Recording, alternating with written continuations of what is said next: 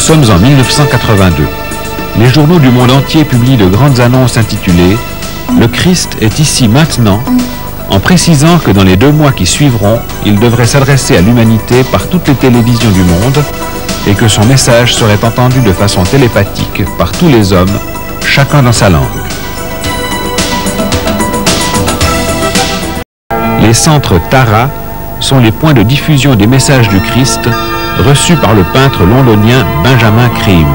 Il prédit l'apparition internationale du Christ des chrétiens, du 5e Bouddha des bouddhistes, du Messie des juifs, du Krishna des hindous.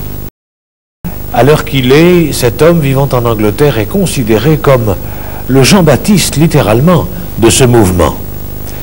À son tour, il tente, à l'heure qu'il est, de faire paraître un nouveau Christ, un faux Christ du nom de Maitreya, le Christ du Nouvel Âge.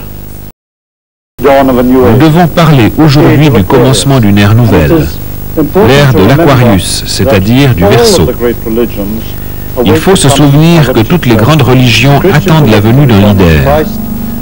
Les chrétiens attendent le Christ, les musulmans l'imam Mahdi, les bouddhistes un autre Bouddha, les hindous le retour du Krishna et les juifs du Messie.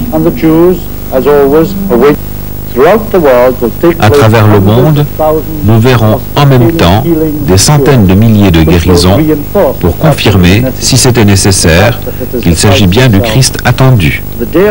Ce jour-là, toutes les télévisions et radios du monde seront reliées.